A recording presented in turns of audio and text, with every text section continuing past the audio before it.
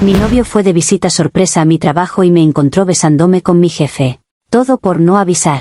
Ahora me está dejando, pero yo aún lo amo. El sonido de la puerta de mi oficina abriéndose debería haber sido anodino, un ruido más en la sinfonía de la tarde de un viernes. Pero en ese preciso instante, fue como el estallido de un cañón. Mis ojos se abrieron de golpe y me aparté de Julián con la velocidad de un animal asustado. Allí, en el umbral, estaba Mateo. En una mano sostenía su teléfono y en la otra un ramo de mis flores favoritas, girasoles, que ahora parecían burlarse de mí con sus caras amarillas y brillantes. Su sonrisa, la que había planeado para sorprenderme, se congeló y se derritió en una máscara de incredulidad y dolor puro.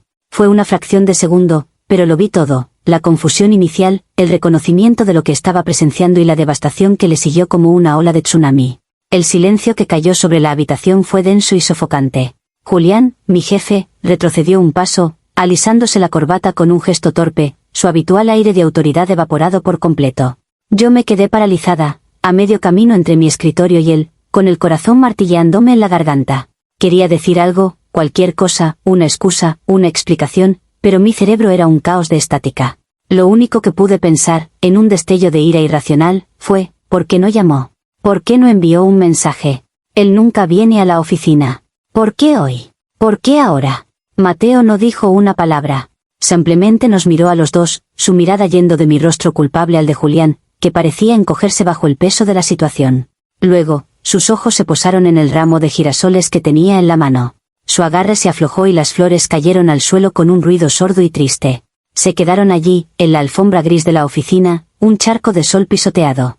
Ese simple acto fue más elocuente que cualquier grito. Fue la rendición. Sin una sola palabra de acusación, se dio la vuelta y se marchó, cerrando la puerta suavemente detrás de él. El clic del pestillo fue el sonido más definitivo que he oído en mi vida. Me quedé allí, temblando, incapaz de procesar la velocidad con la que mi mundo acababa de implosionar. Julián carraspeó y murmuró algo sobre tener que hacer una llamada, desapareciendo en su propio despacho y dejándome sola con el desastre. Me acerqué a la puerta y me asomé al pasillo, pero Mateo ya se había ido. No había rastro de él. Solo el eco de su presencia y las flores abandonadas en mi suelo como prueba del crimen. Y mientras miraba esos pétalos aplastados, mi pánico comenzó a transformarse en algo más. Una semilla de resentimiento. Esto no habría pasado si él hubiera seguido las reglas. Las reglas no escritas de nuestra relación. Las reglas de la confianza. Y la primera regla de la confianza es que no apareces sin avisar. Para que entiendan por qué un beso pudo suceder, tienen que entender la dinámica de mi vida. Mi relación con Mateo, que ya duraba 5 años, era mi zona de confort. Era mi hogar, mi refugio seguro. Mateo es la persona más amable que conozco. Es paciente, me apoya y su amor por mí es una constante en mi vida, como la salida del sol. Pero en algún momento, esa reconfortante previsibilidad empezó a sentirse como una jaula. Nuestras vidas se habían vuelto una rutina. Cenar, ver la televisión, dormir, fines de semana de hacer recados y visitar a la familia. Todo era estable, pero carecía de chispa. Mi trabajo, por otro lado, era mi pasión. Soy arquitecta en una firma prestigiosa, y mi carrera es exigente, competitiva y emocionante. Es donde me siento más viva, más yo misma.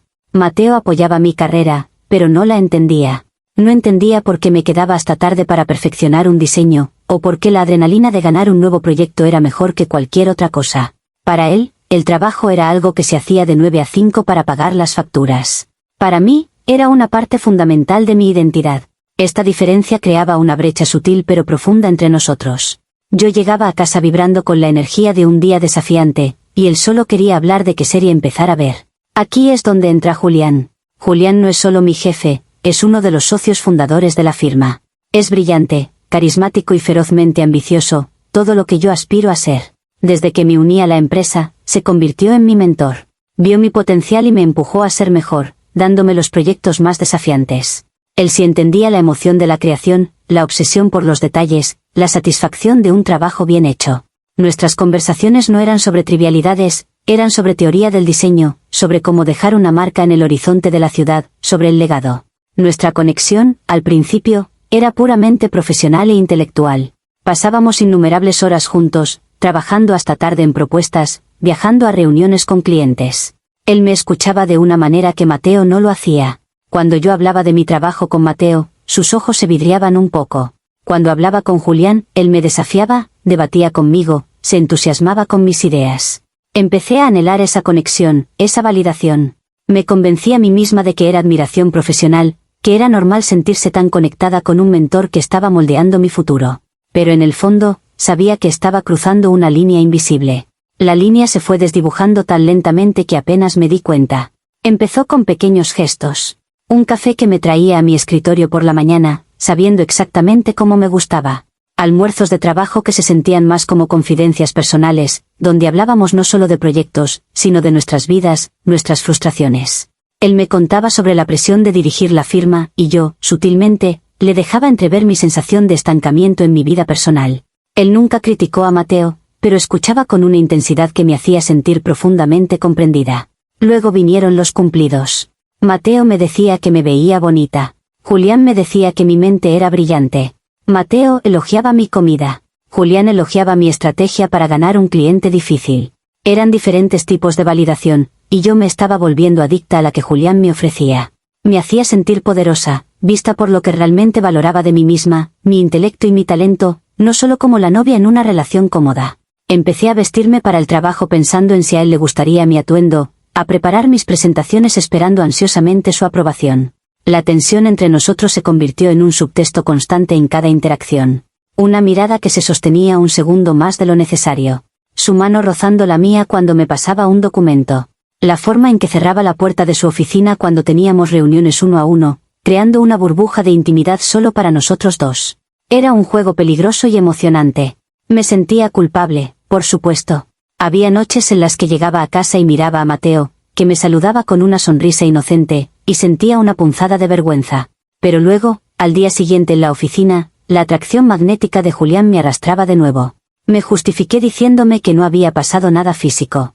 Eran solo sentimientos, una conexión platónica. Me dije a mí misma que necesitaba esta relación para prosperar en mi carrera, que Julián era la clave de mi éxito futuro. Empecé a ver mi vida en dos compartimentos separados, mi vida segura y estable con Mateo, y mi vida emocionante y estimulante con Julián. Pensé que podía mantenerlos separados, que podía tener lo mejor de ambos mundos sin que ninguno de los dos colisionara. Fui una tonta al creer que podía controlar un incendio. El viernes del desastre había sido la culminación de meses de trabajo agotador. Julián y yo habíamos liderado un equipo en una propuesta para el proyecto más grande en la historia de nuestra firma, un nuevo centro cultural para la ciudad. Habíamos pasado noches en vela, fines de semana en la oficina, y habíamos puesto cada gramo de nuestra energía creativa en ello. Esa tarde, recibimos la llamada. Lo habíamos conseguido. Habíamos ganado. La euforia en la oficina era palpable. El equipo celebró, pero cuando todos se fueron a casa, Julián y yo nos quedamos, saboreando la victoria en la tranquilidad de la oficina vacía. Él abrió una botella de whisky caro que guardaba para ocasiones especiales y nos sirvió a ambos. Brindamos por el éxito, por nuestro equipo, por el futuro. La conversación era fácil, íntima. Recordamos los momentos más estresantes del proyecto, riéndonos ahora de lo que entonces parecían obstáculos insuperables. La luz del atardecer entraba por la ventana panorámica de mi oficina, bañando todo en un resplandor dorado. La atmósfera era mágica, cargada de adrenalina y alivio. Fue entonces cuando Julián se acercó a mí, puso su vaso en mi escritorio y me miró directamente a los ojos. Me dijo que nunca había trabajado con alguien tan talentoso, que yo era la verdadera razón por la que habíamos ganado. Su voz era baja y seria. Puso una mano en mi mejilla, su pulgar acariciando suavemente mi piel. Mi corazón se desbocó. Sabía lo que iba a pasar. Sabía que debía dar un paso atrás, decir algo, detenerlo. Pero no lo hice. En ese momento, no quería. Se inclinó y me besó. No fue un beso agresivo, sino lento y tierno, pero cargado con toda la tensión y los sentimientos no expresados que se habían acumulado durante meses. Y yo le correspondí. Por un instante, me olvidé de Mateo, de mi vida fuera de esas cuatro paredes. Solo existíamos nosotros dos, en nuestra burbuja de éxito compartido y atracción prohibida. Fue en ese preciso instante, en el punto álgido de mi traición, cuando la puerta se abrió. Fue como si el universo hubiera conspirado para que Mateo presenciara mi peor versión en el momento más inoportuno posible. Ahora estoy de vuelta en el presente, sentada en el sofá de nuestro apartamento. Bueno, mi apartamento ahora, supongo. Han pasado unas horas desde que Mateo se fue de la oficina. Cuando llegué a casa, la mitad del armario estaba vacío. Su cepillo de dientes no estaba en el baño. Su portátil había desaparecido del escritorio que compartíamos. Se había movido con una eficiencia silenciosa y brutal. Cada objeto que faltaba era un grito que él no se había atrevido a proferir. Intenté llamarlo una docena de veces, pero su teléfono está apagado. Mis mensajes, una cascada de súplicas y explicaciones a medias, se quedan en un limbo de un solo tic. Y mientras el pánico inicial da paso a un dolor sordo, mi narrativa de autoprotección se afianza. ¿Cómo se supone que voy a arreglar esto si él no me deja hablar? Me está castigando con el silencio, la peor tortura de todas. Y todo esto, toda esta catástrofe, podría haberse evitado con un simple mensaje de texto. Oye, estoy cerca, ¿puedo pasar a saludar? Eso es todo lo que habría necesitado. Yo habría tenido tiempo para recomponerme, para terminar mi conversación con Julián, para asegurarme de que no había nada que malinterpretar. Pero no, él tuvo que hacer el gran gesto romántico. La sorpresa. Las flores. Y su gesto impulsivo ha detonado una bomba en nuestras vidas. No está siendo justo. No está considerando el contexto. Ese beso no fue el comienzo de una aventura sórdida, fue un momento de debilidad, una celebración que se fue de las manos. Fue un error, sí, pero un error que estaba dispuesta a corregir, a enterrar y a aprender de él. Pero él no me dio esa oportunidad. Saltó a la peor conclusión posible y me sentenció sin juicio. Así que sí, me está dejando. Y me está rompiendo el corazón. Porque a pesar de este lío, yo todavía lo amo. Amo la vida que construimos juntos, amo su bondad y su calma. El beso con Julián fue una anomalía, un síntoma de mi estrés y mi necesidad de validación profesional, no un reflejo de mis verdaderos sentimientos por Mateo. Y ahora, por su incapacidad para confiar en mí, por su necesidad de crear un drama con una visita sorpresa, podría perderlo todo. No es justo que su error de juicio tenga que costarme el amor de mi vida. Comentarios populares de Reddit. Usuario, Anónimo 1. ¿Su error de juicio? ¿Su error? ¿Estás bromeando? Su único error fue querer sorprender a su novia con flores, un gesto dulce y romántico. Tu error fue besar a tu jefe. Estás culpando al detector de incendios por el ruido que hace, en lugar de culparte a ti misma por provocar el incendio. YTA, masivamente. Usuario, Anónimo 2. La gimnasia mental aquí es de nivel olímpico. Podría haberse evitado con un simple mensaje de texto. Sí, el descubrimiento podría haberse evitado, pero la traición ya había ocurrido. Estás más enfadada por haber sido descubierta que por lo que hiciste. El problema no es que él fuera, el problema es lo que encontró cuando llegó. OP. Respondiendo a usuario Anónimo 2. No es tan simple. El contexto es todo. Un beso sacado de contexto parece una cosa, pero fue un momento fugaz de estupidez después del mayor logro de mi carrera. No fue premeditado. Su aparición lo convirtió en un evento cataclísmico. Si no hubiera venido, habría tenido la oportunidad de procesar mi error y asegurarme de que no volviera a suceder, sin destruir nuestra relación en el proceso. Usuario Anónimo 3. Yo aún lo amo. Por supuesto que lo amas. Amas la seguridad, la comodidad, el hombre bueno que te esperaba en casa mientras tú buscabas emoción y validación en otra parte. Quieres el pastel y comértelo también. Lo que sientes ahora no es solo amor, es el pánico de perder tu red de seguridad. Él merece a alguien que no necesite un mentor para besar después del trabajo. OP. Respondiendo a usuario Anónimo 3. Ustedes son increíblemente crueles. Claro que amo su seguridad, ¿quién no quiere seguridad en una relación? Pero también lo amo a él. Se puede amar a alguien y aún así cometer errores. La gente es imperfecta. Mi error no anula 5 años de amor y compañerismo. Lo que él está haciendo, desechando todo por un solo error, es mucho más cruel que mi beso. Actualización 1. Ha pasado un mes. Un mes de silencio casi total por parte de Mateo. Finalmente encendió su teléfono, pero solo para enviarme un mensaje final. Decía que necesitaba espacio y que se pondría en contacto conmigo a través de un amigo para organizar la división de nuestras cosas. Cada palabra era fría y formal, como si estuviera escribiendo a una extraña. Lo he intentado todo, he hablado con sus amigos, incluso llamé a su madre, con quien siempre tuve una relación maravillosa. Todos me dieron la misma respuesta ensayada, que Mateo necesita tiempo y que debemos respetar su decisión. Es como si hubiera dado instrucciones a todo su círculo para que me excluyeran. Me siento como una criminal. La situación en el trabajo es una pesadilla. La magia entre Julián y yo ha desaparecido por completo, reemplazada por una tensión incómoda y profesionalismo forzado. Apenas nos miramos a los ojos. El gran proyecto que ganamos se siente ahora como un recordatorio amargo de mi estupidez. Claramente, él está más preocupado por las posibles repercusiones de recursos humanos que por cualquier conexión que tuviéramos. Me ha dejado completamente sola para lidiar con las consecuencias, tanto en mi vida personal como en la profesional. Otro hombre que me falla. Leer sus comentarios me hizo sentir peor al principio, pero ahora solo refuerzan mi creencia de que nadie entiende la presión a la que estaba sometida. Todos me pintan como una villana unidimensional, pero se niegan a ver los matices. Se niegan a ver la soledad que sentía a pesar de estar en una relación, la necesidad de ser reconocida por mis logros. Mateo nunca celebró mis victorias como lo hizo Julián ese día. Y sí, la celebración se nos fue de las manos, pero nació de algo real, de un reconocimiento que anhelaba y que no recibía en casa. La semana pasada, vi a Mateo por casualidad.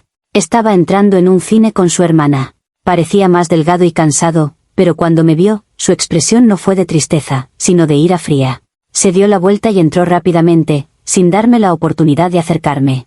Esa mirada me dolió más que el silencio. Me hizo darme cuenta de que él realmente cree que yo soy la única culpable de todo esto.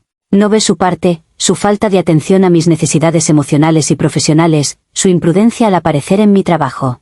Está tan ciego por su propio dolor que no puede ver el mío. Y yo sigo aquí, amándolo y esperando que algún día entienda su parte de culpa en nuestro final. Comentarios populares de Reddit, sobre la actualización 1. Usuario, Anónimo 4. Su parte de culpa. ¿Cuál es exactamente su parte de culpa? ¿No darte suficientes, bravo, por tu trabajo? ¿No leer tu mente para saber que estabas cultivando una relación emocional e íntima con tu jefe? ¿Querer sorprenderte porque te quiere? OP, sigues sin entenderlo. Estás de luto por las consecuencias, no arrepentida por tus acciones. Y todos, incluido Mateo, pueden verlo. OP. Respondiendo a usuario Anónimo 4. Su parte de culpa es la complacencia. Es dar por sentado a tu pareja. Es no escuchar cuando intento hablar de lo que es importante para mí. Una relación es un jardín que hay que regar todos los días, y él dejó que nuestra parte se secara. Yo busqué agua en otro lugar. Fue un error, pero la sed era real. Él no es una víctima inocente. Usuario, Anónimo 5. Otro hombre que me falla. Vaya, Julián no te debe nada. Lo usaste para la validación y la emoción, y él probablemente te usó para lo mismo. Era una transacción, no una historia de amor. Y ahora que hay consecuencias reales, ambos retroceden. Y Mateo no te está fallando, está sobreviviendo. Se está protegiendo de la persona que le destrozó el corazón. Estás sola en esto porque tú eres la que construyó esta isla. Usuario Anónimo 6. La mirada de ira fría que te dio Mateo es la mirada de alguien cuyo corazón ha sido reemplazado por una cicatriz. La tristeza viene primero, luego viene la ira. Es una etapa del duelo por la relación que pensó que tenía. Y francamente, su ira está justificada. Deja de intentar contactarlo. Deja en paz a su familia. El mejor regalo que puedes darle ahora es el regalo de tu ausencia. OP. Respondiendo a usuario Anónimo 6. ¿El regalo de mi ausencia? ¿Después de 5 años juntos? Eso suena increíblemente dramático y final. No puedo simplemente rendirme. El amor verdadero lucha. Y yo voy a luchar por él, incluso si él está demasiado enfadado para verlo ahora. Él es el hombre de mi vida, y un error no debería ser suficiente para borrar toda nuestra historia. Actualización final. Han pasado 7 meses. 7 meses en los que he vivido en una especie de purgatorio. La lucha que prometí se convirtió en una serie de intentos humillantes de contactar a Mateo, que culminaron en un correo electrónico de su parte en el que me pedía, formalmente, que cesara todo contacto o consideraría tomar medidas legales. Esa fue la última vez que supe de él. Me he aferrado a mi narrativa, a mi resentimiento, como si fuera un salvavidas. La idea de que yo era una víctima de las circunstancias y de las acciones de otros era lo único que me impedía ahogarme en la culpa. El evento catalizador que finalmente rompió mi ilusión fue, irónicamente, relacionado con el trabajo. Hubo una reestructuración en la firma. Se abrió un puesto de directora de diseño, una posición que, sobre el papel, era perfecta para mí. Era el siguiente paso lógico en mi carrera, el puesto por el que había estado trabajando incansablemente. Solicité el puesto, convencida de que mis méritos hablarían por sí solos.